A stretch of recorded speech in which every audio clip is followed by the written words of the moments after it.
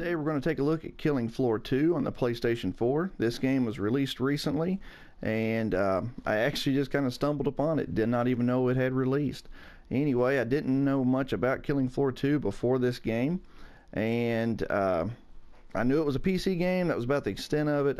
I knew it was kind of a horde type game, but didn't know much about it. Anyways, at GameStop one day, saw it sitting there on the shelf for a really good price and decided to pick it up. So here you go, guys, Killing Floor 2. Alright, first off, let's take a look at what options you have when playing Killing Floor 2.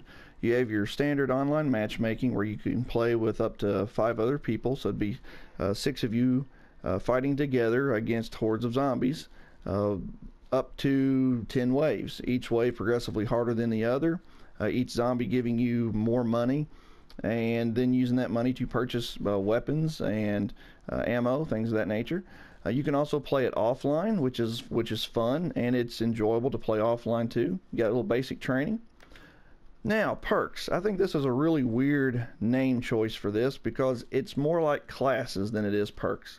You have 10 upgradable classes. You can upgrade them to level 25, and every 5 levels you will see here that let me go down here, the one I've been working on, Demolitionist, that once you hit a 5th level, like 5, 10, 15, 20, and 25, you then unlock techniques you can pick. So in this situation for the Demolitionist, once you hit level 5, you can pick Bombarder, or Bombardier, I think that's what the word is. It increases damage of explosive perk weapons by 25%, or Shock Trooper, reload weapons faster. And as you can see, I've progressed up to level 15 and unlocked 3 other skills. And so each perk or class is just like this. You can go through them and level them up to level 25. It does take a while to level up in this game, but the perks that I've seen so far, or the techniques that you can unlock, are pretty cool. Like for instance, Commando. In this one I've made it to level 5, so I've got tactical reload. It increases reload speed, or I can increase my magazine capacity. So you have choices here, which is really nice. So you've got a class or perk for any play style. You got your Berserker, which is more of a melee type class. You got your Commando, which is your typical soldier. You got your Support, which comes with a shotgun, but the Support also has an ammo backpack, and you can run up to them and get ammo from them. Field Medic, pretty self-explanatory there. Demolitionist, I play this one a lot. You handle the explosives, and people can come up to you and get more grenades just by coming up to you and pressing circle. Got your Firebug, who deals with flamethrowers, things of that nature. Gunslinger, it's kind of cool. Dual revolvers, dual pistols. Sharpshooter, which starts out with a Winchester 1894, pretty neat. Your Sharpshooter obviously is the one that is going to be more for accuracy than it is for bombardment. You got your Survivalist, which is a random weapon. You get random weapon choices for that. And then you got SWAT, which has your submachine guns. Next up is your gear, and you can pick from numerous different characters. There are no stat enhancements for picking a character. It's a character skin is all it is. So you just go through, pick the one you want. I've picked Reverend Alberts. Then you can go down here and you can make adjustments to customize their appearance. You can change the clothing options, and then accessories. You can get different hats, and in this case different glasses, and that's the case for all these characters. So you have all these different characters you can pick and set them up how you want, personalize it. Your inventory, this is where you have pickups. Now guys, here's where I view this as a negative. This is subjective, this is my opinion, but this is a negative to me. Okay, as you can see here, first off, let's just take a look at these. You got some weapon skins. That's cool. You randomly get them. I don't know if there's a certain thing that takes place that allows you to get them, but you randomly get them as you play through matches. You don't even have to win the match to get things. Sometimes you will play and get something. Sometimes you'll play and you won't. Okay, now here's where I have a problem. As you can see here, I've got supply crates. these supply crates cannot be opened unless you have a key. Those keys cannot be obtained from within the game. You have to purchase them. You have to buy a key to unlock these crates. I hate this method that they have in games nowadays, these microtransactions. I know companies have to get paid, but you would think they're getting paid from the game. And you know, I'm old school, guys. I'm from the 80s. I was born in 79, so I grew up through the heyday of unlockables and getting things from within the game itself. And now so many game companies nowadays are hiding so much stuff away from you behind a paywall, and I hate that. Anyway, I won't go into this. There's a million videos on YouTube that go into this. Anyway, as you can see here, these weapon crates that you randomly get will have skins that, as you can see here, it shows you what the skins look like, but you can't obtain the skin, and you only get one skin. You open up that crate, you get one skin. So you get one of those random weapon skins up there, but you don't know what you're getting, and it costs $2.50 a key. You heard me right, guys. $2.50 a key just to unlock a skin. Now let's look at this one. Okay, you got cosmetics here for your characters. Now, as you can see here, these are random, just random, but you'll get one of those. You don't know what you're getting, like I said. Anyway, guys, there's inventory. So sometimes you'll play and unlock a weapon skin that you get immediately, and then sometimes you'll get a crate, and then you just have to go buy a key to open the crate. And here's the store. In the store, you can buy costumes, things of that nature. I'm not going to go into that. Just check the store if you are interested. Options. I do want to point this out because I think this is important. This game has a gore option. I know some games have it, other games don't, but this one has 3 settings for it, and I really like this because sometimes my kids come in to the room. I don't want them to see me blowing body parts all over the screen and scattering it with blood everywhere. So you turn down the low gore, and there is no dismemberment and there is no blood. So it's, to them, I'm just knocking down, I tell them I'm knocking down monsters, and they're cool with that. So for this review, so you can see it in all its glory, we're going to go high gore on it. So you got some options here, just your standard options, hide health bars. I won't go into that. Alright, so then you go back to home, you can go to online matchmaking, but for this review, we're going to play solo. Alright guys, within solo play, you have 2 options. Well, it's not giving me it here. Oh, I know why, because I'm playing offline. If you're playing online, it'll give you an option of survival or P versus P. So player versus player, where you control zombies and then the other people are controlling soldiers, and you kind of fight it out and try to overtake each other. But for single player, you just get survival. So then you can pick any of the maps. And for this review, I'm going to pick one of the famous ones that you see a lot, and that's Farmhouse. Actually, you know what? No, we're not going to do Farmhouse. We're going to do Burning Paris. This is a really cool one. Difficulty, I'm going to normal, but you can see it has 4 different difficulties. And for waves, you can go up to 10. At the end of the 4th wave or 7th wave or 10th wave, depending on which length you pick, there is a boss. So what I'm going to do is I'm going to pick a short one. I'll play a little bit here, and then when I get to a boss, I'll show you a boss fight. So anyway, guys, we're going to go ahead and get into a match. I have picked the Commando Squad, or the Commando perk class. So with that one, I'm just a standard soldier who has a machine gun and a pistol. Everybody gets a 9mm pistol, and you start out just on whatever map, and then the enemies start coming at you.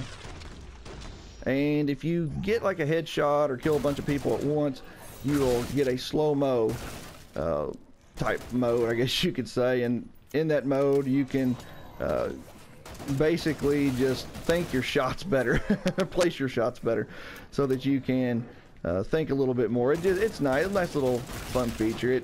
It can save your hide when you're being surrounded by a bunch of enemies. give you a chance to collect your thoughts for a second. So you can see here, we're just in wave 1 and just your standard zombies. Now you can see I've gone into slow-mo time, everything's slowed down.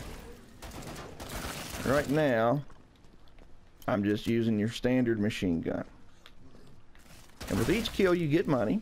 And as you can see here, I've killed all of them. So now it says get to the trader. This is a part that some people don't like. You have to run to this trader. And it can sometimes take a while depending on the map you're on. So you go in here, you got your money. I've got 57 seconds left. I'm going to use my money and buy armor, high explosive grenades, refill my ammo, and refill the ammo on my pistol. But over here, you can go down to your class and you can purchase other upgrades. You can also pick the weapons for the other classes. But I recommend when you're first starting out to pick the weapons for your class, because only with the kills that you get with the weapons in your class will you earn XP to level up. Now you can kill the other enemies with the other weapons, with the other class weapons, but you don't get the XP that you should to level up. Sometimes you'll find weapons on the ground. Just walk over to them and pick them up. Like I've now got the Winchester 1894. You can take this and sell it or use it. Like I said, you won't get the XP from it. At least that's my understanding. If I'm understanding it correctly, you don't get the XP from using weapons that aren't part of your class. So, here we go. You got a nice selection of enemies that come after you. You have some that are invisible. And as you can see, they're kind of pink on my screen because the Commando has the ability to see invisible enemies up to a certain range. And you got your one-armed machete wielding skinless character. Then you got the hated siren. The sirens are a pain because if you're using explosive weaponry, when she launches her yelling attack, that explosive weaponry will not detonate. It will just flat out just poof out basically. So as you can see here, I'm just running around. The graphics are nice. They're not bad. They're not top of the line. But this is just mainly a horde mode, guys. You play to just wind down. I mean, there's the only objective is stay alive, kill all the enemies, make it from round to round, and kill the boss. And so it's not a deep game, but it's a fun game. I picked it up for $29. And it is a very fun, very enjoyable game. I have had a lot of fun with this. I've actually put several hours into it already. And I've had a really good time just playing these type of modes. I love survival modes. Survival modes have always been a gameplay mode in games that I've really enjoyed. Especially when they have a progression system like this one does. So it keeps you coming back. Now this guy right here, he's a flamethrower rocket launcher type guy, but if you'll notice, he's got a pack on his back, and if I can get a bullet into it, well, it'll blow up. And so he then dies from it. Oh, actually, something else I wanted to add to this is that when you do buy new weapons, like I just bought a new gun here for my Commando, the weapons will come with different functions. Some of them will have underbelly grenade launchers, or this one, which has you have a full auto or single shot. And so it's nice that you have those variations. And unlike Left 4 Dead, something always bothered me about the Left 4 Dead games. You never could go iron sight on them, but on here you can. And so I really like being able to go iron sight. I like being able to pull the gun up and aim at my enemies instead of this, which is what Left 4 Dead pretty much did. Now don't misunderstand me. I love Left 4 Dead. But there's some things about it I would like to see done differently. And iron sights would be one of them. Anyway, that's how the weapons work in this game. They have different functions. They have little sub-functions. Now, you can also heal yourself. You can, everybody has this ability. Once your health goes down to a certain point where you feel you need to heal, you can then just hold in square and you can heal yourself, which is really nice. You can also heal your teammates. So when you're playing online with others, you can just pull up your little healing gun here, your little health gun, and revive them. So it's nice that you have those options. It really adds a sense of camaraderie to it. Alright, now, here's a problem I have with this game, and it's just a minor one. It's nothing major. See, healing myself. Now, like I said, one of the issues is you have to run so far sometimes to get to the traders. And the traders are random. There's multiple different trader locations around the map, and you just have to run to them. Here's the thing. Alright. Purchasing what I want, getting my upgrades. Alright, we're good there. Now, okay, I'm ready to ready up. Let's go. Let's start the next round. You can't. That's the thing, guys. You can't. You see that timer up in the top left corner? You have to wait that timer out. So there's times you'll be waiting upwards of a minute for the match to start. I know it's minor, it's nothing major, but it is a nuisance. Anyway, now we will stop and I will show you a boss round. Alright guys, we've now made it to a boss round. There are only 2 bosses in this game. And you will, like I said, you will meet them at the end. So just get used to seeing the same 2 characters over and over and over again. I have heard that there is a patch coming, or not a patch, but like an update or something that will give us a new boss and a new level. So I'm seeing that this is going to be one of those games where they give you some free stuff over time to kind of fill in where the game is lacking. The game does have a lot of content for the initial purchase price. So I don't feel cheated. I paid $29 for it, and I feel like I got a good amount of content for my money. Now, these boss fights, you can see their health bar up there, and as you're fighting them, they will run away after you've done a certain amount of damage. However, you can still kill them if you can put enough bullets in them and explosives in them before they have a chance to heal. And if you do so, you'll get an achievement for it. But anyway, right now I'm just trying to show you guys the boss round here. Uh-oh, my armor's gone. Need a little health, and this guy is wearing me out on normal. Okay. Something I also want to point out too while we're going over this boss round here is I want you to notice that all the carnage from the previous rounds is still showing. That's one of the perks of this game. One of the highlights of this game is that, like, the blood and stuff does not just disappear. It doesn't disappear. It hangs around, and it's a really nice feature because it really keeps you immersed in the game. It allows you to see all your handiwork. So if you like gore, you'll have plenty of it to look at. There he is. Oh crud, he got healed before I could get to him. But anyway, he's trying to take me out now. Anyway, the maps are big. They got a pretty good size to them. You have a lot of places to run, a lot of places to explore. You're not trapped in a very small location. And as you can see here, as you're playing the boss round, if he does manage to regenerate health, you will then have to deal with some smaller minions of his. And I'm going to try to catch up to him before he can heal this time. But yeah, they run away and try to heal themselves as you're playing. So I gotta find him. He's around here somewhere. Ah, he's gonna heal. Anyway, so while we're doing that, turn on my flashlight in the dark here, and we'll continue on through this match.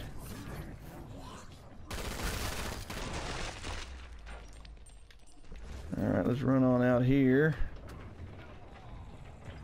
and try to see if he'll come out here in the open so I don't have to fight him in the corridors, because if you fight him in the corridors, he'll wear you out. You won't have any place to go. Anyway, there he is.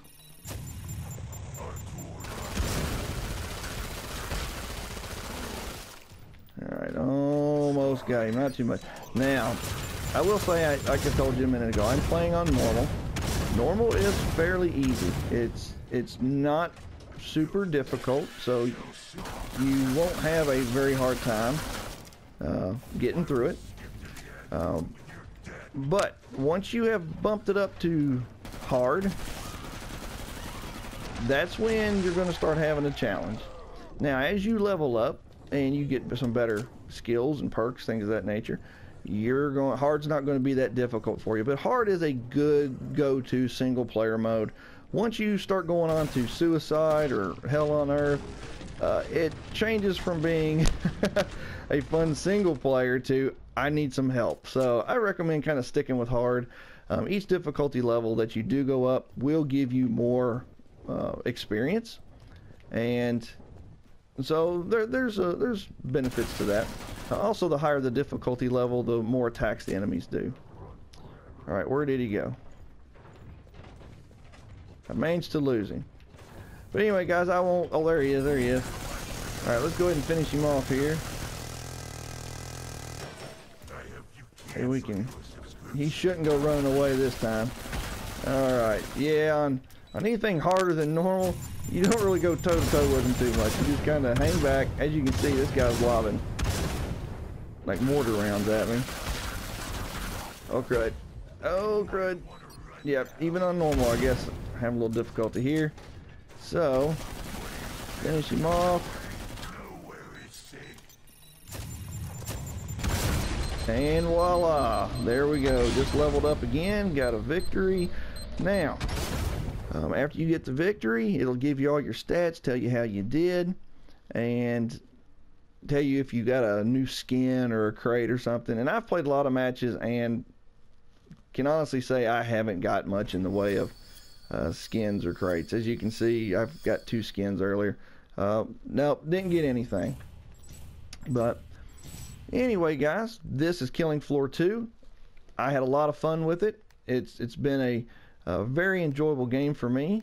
I recommend picking it up for I wouldn't pay any more than $29.99 for it. I know the going price is $39. I got it on sale for $29. I don't recommend paying more than $30 for it. That's my own personal preference.